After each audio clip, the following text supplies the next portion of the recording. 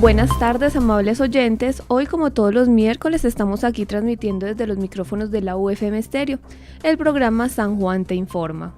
Un espacio creado para dar a conocer todas aquellas novedades y avances en materia de gestión del Hospital San Juan de Dios. Además de esa información importante desde la óptica de la salud que todos debemos conocer. Desde el mes de agosto hemos tenido una invitada muy especial que aborda el tema de la muerte desde la tanatología y quien se ha vinculado al programa de humanización del hospital, donde viene realizando varios encuentros con aquellas personas interesadas en recibir asesoría en torno al manejo adecuado de la etapa del duelo y cómo este puede ser superado. Ella es la tanatóloga Marta Palencia, presidenta de la Asociación de Tanatología del Estado de Morelos en México, quien estará en el país hasta final del mes de septiembre, donde continuará con sus conferencias durante todos los miércoles de este mes a partir de hoy en la capilla del Hospital San Juan de Dios desde las 6:30 de la tarde, así que todos muy pendientes y si quieren asistir pueden hacerlo. Doctora Marta Palencia, bienvenida. Muchas gracias, Laurita, buenas tardes. En el transcurso de estos encuentros radiales hemos tratado a fondo sobre el tema del duelo por la pérdida de un ser querido, las etapas por las que los seres humanos atraviesan dentro de este proceso, además de cuánta capacidad se tiene para perdonar y si en realidad lo hacemos.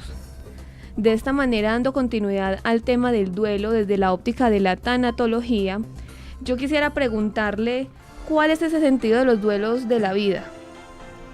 Muy bien, es un tema muy importante porque los seres humanos no estamos preparados para entender ni para vivir ni para entender cuál es el sentido de los duelos, de las pérdidas, de las emociones difíciles. Y entonces cuando suceden, ya sea un duelo o una pérdida de salud, o la muerte de un ser querido, o un divorcio, o un conflicto familiar, laboral, cualquiera que sea el duelo o la pérdida, entonces tomamos una actitud de que somos víctimas de la vida. Pobrecita de mí o pobrecito de mí, ¿cómo es que me pasa esto? ¿Cómo es que Dios permite? Porque hay una idea de que Dios es el que me manda castigos, me he portado mal, etcétera. Cantidad de creencias que nos hacen siempre irnos a un rincón muy oscuro, que es el rincón del victimismo, cuando estamos viviendo duelos y pérdidas. Pero la pregunta real es esta: ¿cuál es el sentido? Quiere decir, no por qué me está pasando esto, porque ahí no hay respuestas. La pregunta realmente frente a un duelo es, ¿para qué me está pasando esto? ¿Qué es lo que la vida me quiere enseñar? ¿Qué es lo que tengo que aprender con este dolor, con esta experiencia tan difícil, tan dolorosa? Sea lo que sea, así sea la pérdida de la salud, la pérdida de un hijo, la pérdida de un padre, de la madre, cualquiera que sea, un divorcio que es tan frecuente hoy día, conflictos con la familia, cualquier alejamiento que tenemos con otro ser humano es una pérdida de una relación de cualquier tipo. Entonces la pregunta es, ¿para qué tengo que vivir esto? ¿Cuál es el sentido del duelo? Y el duelo y las pérdidas de la vida pareciera que es una oportunidad de que despertemos. Pareciera que cuando estamos contentos, cuando estamos haciendo lo que queremos, como que ahí pues estamos bien, pero no estamos creciendo, pero no estamos preguntándonos cosas profundas, ¿no? Cuando llega un diagnóstico, por ejemplo, y sé o pienso que hay probabilidad de que pierda la vida, ahí empezamos a preguntarnos, ¿de qué se trata esto? ¿O alguien se fue? ¿A dónde está?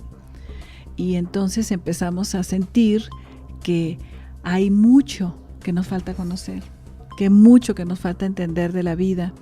Y es ahí cuando el alma, decimos, está lista para despertar, para aprender en medio de esos dolores. De manera que siempre que estamos en duelo, siempre es una oportunidad de crecimiento, de fortalecernos, de buscar información sobre todos estos temas, ¿no? De qué se trata esta vida, para qué estamos aquí todos, cuál es el sentido de la vida finalmente.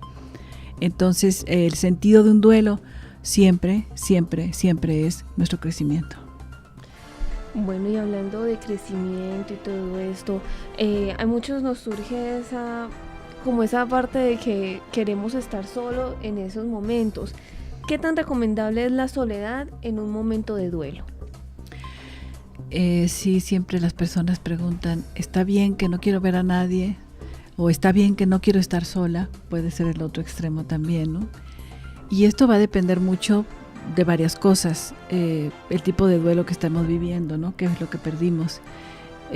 Cómo se dio esa pérdida, si fue en forma súbita o si fue una pérdida que se fue vislumbrando como una enfermedad o como una mala relación que poco a poco nos vamos haciendo la idea que ya no la vamos a tener o ya no la queremos en nuestra vida.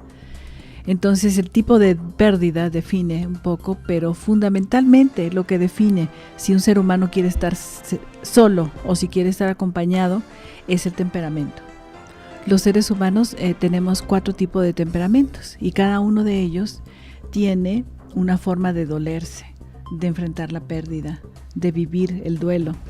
Entonces podemos decir que un temperamento melancólico es el que se va a tender a aislar. El temperamento melancólico se caracteriza por ser un alma o una persona muy sensible, o una persona que se siente bien solo, que no necesita de la gente alrededor para sentirse a gusto. Es una persona que tiene una gran conexión con ella misma. Los melancólicos son todos los artistas, por ejemplo, los que pueden crear música, los que pueden ser bailarines, escribir, cualquier manifestación artística vienen de almas melancólicas que son muy, muy sensibles. Es decir, no es una debilidad, es una condición humana. Entonces el temperamento melancólico va a tratar de aislarse, va a tratar de que no, del silencio, de estar en silencio, de que la gente no venga a decirle nada, porque además, como no estamos preparados para estar frente a gente en dolor, empezamos a decir una serie de cosas que en lugar de ayudar, lastiman al doliente, al que está doliéndose en un duelo. Entonces el melancólico se aísla. El sanguíneo, que es otro temperamento, el segundo temperamento, es una persona que le gusta mucho hablar, que tiene una gran agilidad mental, que le gusta mucho estudiar, pero sobre todo le gusta la comunicación con los demás, le gusta organizar, son muy sociables, son muy optimistas. Entonces, cuando ellos tienen una pérdida, el temperamento sanguíneo lo que busca es no estar solo. No puede quedarse solo, porque si se queda solo siente que se derrumba. Entonces, el temperamento sanguíneo va a tender a buscar ayuda, buscar compañía más que nada. Y hablar, y hablar, y hablar. Y va a estudiar mucho y va a buscar información, porque al sanguíneo le encanta tener información para poder entender. Su mente es muy activa. Entonces él va a tender a estar siempre con muchas personas. El temperamento colérico, que es el tercero, es un temperamento en donde tenemos una energía muy fuerte dentro de nosotros y esto hace que nos enojemos muy fácilmente, que nos podemos poner violentos o agresivos con los demás cuando vivimos un duelo. Y entonces tenemos a estas personas coléricas que buscan culpables, se van contra los médicos si es una cuestión de salud, o quien siempre están buscando como con quién desquitarse ese enojo tan fuerte o ese dolor más bien tan fuerte que tienen por la pérdida. Y finalmente el cuarto temperamento, que también define la manera en que vamos a comportarnos frente a un duelo, es el temperamento melancólico, el temperamento flemático, me falta el cuarto. Temperamento flemático es un temperamento que son personas que aparentemente las vemos y no sabemos qué está pasando dentro de ellos. No sabemos si están deprimidos, si están enojados, si están contentos. Y son esas personalidades que pues ahí están y no es que les falle nada, sino que su nivel de reacción frente a las cosas del exterior es muy tranquila. Entonces, ¿cómo van a reaccionar frente a un duelo? Generalmente se cierran también, se encierran, no quieren que nadie esté preguntando cosas o diciendo cosas y quieren estar más encerraditos. Entonces, en conclusión, tanto el flemático como el melancólico van a tender hacia la soledad y hacia la tranquilidad. El temperamento colérico y el temperamento sanguíneo van a tender en su duelo, ante sus pérdidas, a buscar hacia afuera, a hablar, a comunicar, a expresar. Y entonces no es que uno esté bien y otro esté mal, simplemente cada uno tenemos nuestra manera de reaccionar, nuestro temperamento. Bueno, entonces hemos escuchado a la doctora Marta Palencia acerca de esos temperamentos que tienen las personas al enfrentar estos duelos. Está el melancólico, el sanguíneo, el colérico y el flemático. Analicen ustedes en sus casas, amados oyentes, cuáles son ustedes, qué forma la personalidad de ustedes y cómo enfrentan ese duelo. Doctora Marta Palencia, gracias nuevamente por estar con nosotros en los micrófonos de la UFM Estéreo. Pero bueno, causa una duda, ¿cómo podemos ayudarnos nosotros mismos a sanar el corazón con ese duelo, a sanar nuestro propio corazón en ese duelo?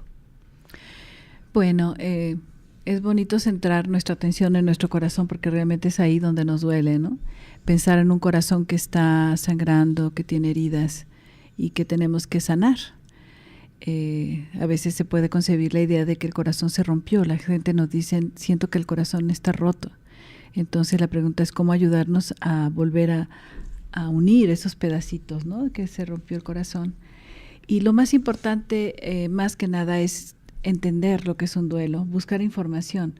Hoy día tenemos la gran ventaja de que tenemos en internet toda la información gratuitamente a la hora que queramos. Entonces poder saber lo que es un duelo, que es un proceso, que tiene etapas, que hemos hablado de las 5 etapas, que es decir, se puede ir avanzando, hay esperanza de salir de esa cueva, de ese túnel. Por otro lado, saber cuáles son las 7 emociones, que esa es la visión en nuestra escuela de la Asociación de Tanatología del Estado de Morelos, nuestra metodología que hemos diseñado en estos 18 años de trabajo con dolientes en hospitales, en asilos y en domicilio, pues ha sido el poder diseñar metodologías sencillas, técnicas para ayudarlos. Porque cuando la persona que está en duelo entiende un poco lo que es el duelo, entiende las emociones, las 7 emociones, entiende las etapas, como que eso ayuda. Porque si no el corazón, así como que nos lo ponemos la mano sobre el corazón y decimos, ay, me duele mucho, ¿qué puedo hacer? Pues conocimiento, entendimiento y por otro lado también buscar cuál es el sentido, lo que decíamos en la primera parte, cuál es el sentido, cuál es el aprendizaje que tengo que realizar con esta pérdida tan dolorosa, sea la que sea, y buscar. Y muchas veces yo les digo a los dolientes, cuando llegan con estos duelos tan fuertes, hazme una lista de cuántas cosas has aprendido con este duelo. Y muchos empiezan a pensar, no, pues ¿cómo que he aprendido? Eso como que no le damos mucha importancia a la parte positiva del duelo. Siempre estamos en el dolor, ¿no? Nos quedamos con esa fase del duelo, con esa parte del duelo. Pero cuando empiezan a hacer, y a veces se los digo, vamos a anotarlas, porque eso les ayuda más. Y entonces dicen, bueno, primero que nada, pues me he sentido como que ahora soy mucho más compasiva con los demás, como que me he vuelto un poquito más amorosa con los demás, como que expreso más mi cariño hacia los demás, porque con esta pérdida ya esa persona no se lo puedo decir si se está hablando de un duelo de pérdida. Me he vuelto más compasiva, siento que todo esto me ha fortalecido. Pienso que yo no, si hubiera pensado que esto me iba a pasar, yo no creo que hubiera podido sobrellevarlo. Por lo tanto, me siento como que me he fortalecido. He hecho cosas que yo no pensé jamás que yo podría hacer. Entonces, como que vamos descubriendo esa fortaleza dentro de nosotros. Y cuando la gente puede, en medio del duelo, visualizar, insisto, si se hace por escrito mejor, hacer una lista de cuántas cosas he aprendido. Una de ellas que siempre es muy bella, cuando las personas dicen, con esta pérdida, hay tanta persona que está alrededor mío que yo nunca pensé que les importaba y que ahora se han acercado a mí, me han querido ayudar, escuchar, se han compadecido de mi dolor y me he sentido apoyada, me he sentido amada, me he sentido que no estoy sola y eso es algo muy bello, son regalos muy especiales dentro del duelo. O sea que para vivir un duelo y sanarnos hay que ver la parte positiva también, aunque duela tanto. Muchas veces cuando el ser querido se va, que estaba muy enfermo, es muy doloroso, pero dentro de todo este dolor cabe la posibilidad de sentir la tranquilidad de que ya no está sufriendo, de que ya su cuerpo físico ya no está deteriorándose. O sea, ver la parte positiva, no nada más, ay, qué horror se fue, sino por lo menos ya no está sufriendo, por lo menos, porque para mí personalmente, como tanatóloga, después de tantos años de estar en el dolor, ahora percibo que la persona que está en cama, que está en proceso ya de transición hacia la muerte, lo que nosotros llamamos el regreso a la luz, muchas veces siento como que cuando hablamos con ellos no están listos para irse, ellos están listos porque ya no aguantan el dolor o el sufrimiento, pero nos dicen, es que mi esposa o mi madre o mi hija no está lista y quiero irme cuando estén más listos. Y entonces como que para mí es un acto de amor visualizar eso del que se está yendo, porque, y es cierto, ayuda mucho cuando el familiar al principio no acepta la pérdida del enfermo, y cuando ya la ve tan mal, al final dice, ahora sí estoy listo para soltarlo. Entonces, entender que todos esos actos de amor se dan en el duelo, todos los sacrificios que hacemos nosotros, todo son finalmente maneras en que nuestra alma desarrolla su capacidad de amar, ¿no? Es que esa duda yo también la tenía, doctora Marta Palencia, acerca de el momento de despedirse de ese paciente, de ese ser querido que cada uno tenemos y que, digamos, quiere ya irse, o digamos, como usted lo decía, que ellos están aferrando, es mientras que mientras que nuestro ser querido le dice adiós. ¿Cómo sabemos si ese paciente sí está preparado para irse? ¿En qué momento uno como tanatólogo, no sé, tú como tanatóloga, sabes que ese paciente sí quiere irse? La pregunta clave con ellos siempre es la mochila de la vida, que también hemos hablado aquí, que todos cargamos y que tenemos pendientes muy, muy grandes, la mayoría. Y cuando un enfermito está procesando su enfermedad en cama, muchas veces está arreglando esos asuntos, está haciendo encargos a los demás, está diciendo qué es lo que le gustaría, qué quisiera cuando ya no está. Y a veces también, muchas veces hay conflictos con hijos o parejas o exparejas o hermanos que cuando se arreglan, quiere decir cuando se sacan de la mochila esos asuntos pendientes, cuando la mochila ya no está pesada, idealmente que esté vacía, es cuando podemos decir que ellos están listos. Y la pregunta siempre es, ¿cuál es el pendiente? ¿Qué es lo que te detiene de este lado? Porque nosotros hablamos con mucha tranquilidad de la muerte, sin miedo, porque además ellos lo necesitan. En la familia no se habla de la muerte, no como le voy a decir, pero nosotros sí, porque es nuestro trabajo y además sentimos que es importante. Y cuando le preguntamos, ¿te sientes ya muy cansado? Sí. ¿Ya te quieres ir? Sí. ¿Qué es lo que te detiene de este lado? Es que no he hablado con un hermano, con un hijo, con quien sea. Y quiero arreglar eso antes de irme. Entonces, por eso es esta idea de que cuando llega el hijo alejado, llegan, se despiden y al otro día o a las horas se va. El alma es capaz de salir del cuerpo porque ya no hay esos asuntos pendientes tan fuertes, ¿no?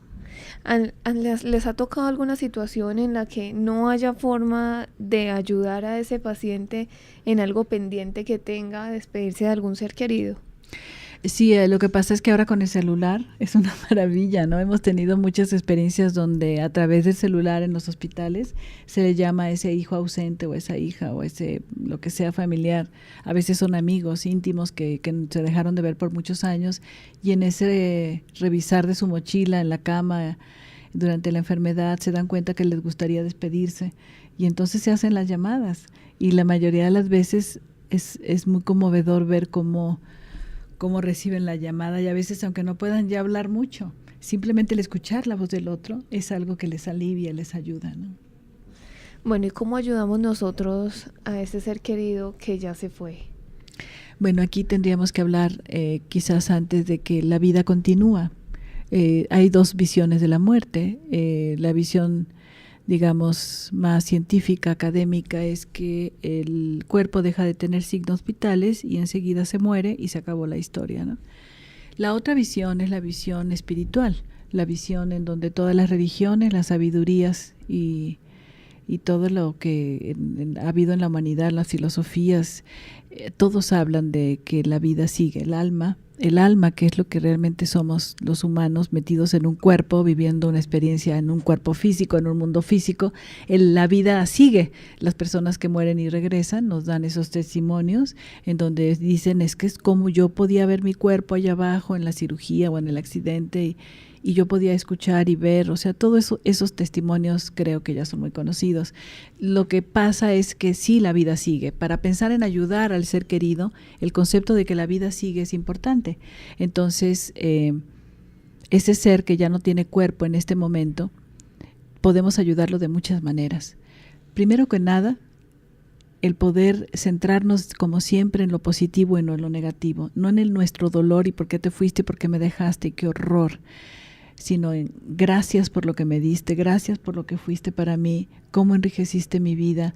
O sea, centrarnos en lo positivo es una manera donde ellos pueden, donde quiera que estén en esos mundos que no podemos entender de la vida espiritual, de los niveles diferentes, donde quiera que esté, ellos al parecer reciben esta información, reciben estas sensaciones y sentimientos de nuestra parte. Entonces, qué hermoso poder, en lugar de sufrir la pérdida, poder honrar la memoria. Y honrar la memoria significa recordar lo positivo. Y si viene tristeza, que venga, la dejamos salir, lloramos si es necesario, no hay que contenerlo. Es natural, es humano, pero no centrarnos ahí, porque los seres humanos tenemos una gran adicción, y es la adicción al sufrimiento, es la adicción a la victimez. Y se me murió, dice la gente, se me va a morir, como si se les murieran a ellos, ¿no? Yo digo, pues es demasiado pretencioso, ¿no? Pensar que es para mí. Entonces sí, podemos ayudarlos honrándolo. Por ejemplo, yo perdí hace 3 días a mi mejor amiga y estoy haciendo todas las cosas que estoy haciendo en servicio ahorita, las estoy haciendo para ella, las estoy haciendo para honrarla, a mi amiga Babi, decir gracias por lo que fuiste para mí y todo lo que voy a hacer en este mes te lo voy a dedicar en amor, en agradecimiento, honrando tu memoria y honrando nuestra amistad. Qué palabras tan bonitas, doctora Marta Palencia. Se nos está acabando el tiempo y agradecemos que estés con nosotros, que nos hables tan bonito acerca de este tema que hay veces no caemos en cuenta, pero que son muy necesarios tratar. Muchas gracias por acompañarnos, doctora Marta. Muy bien, los invitamos también al conversatorio en la tarde de 6:30 a 8:30 en la capilla del hospital. Así es. Para todos los oyentes quienes nos quieran acompañar, hoy estaremos en la capilla del Hospital San Juan de Dios desde las 6:30 p.m. con la doctora Marta Palencia. Y el próximo miércoles también, así que estaremos aquí, continuaremos con ella hablando de estos temas que la verdad hay que tenerlos muy en cuenta y hay que también tratarlos. Muchas gracias, queridos oyentes, y nos vemos en la próxima emisión.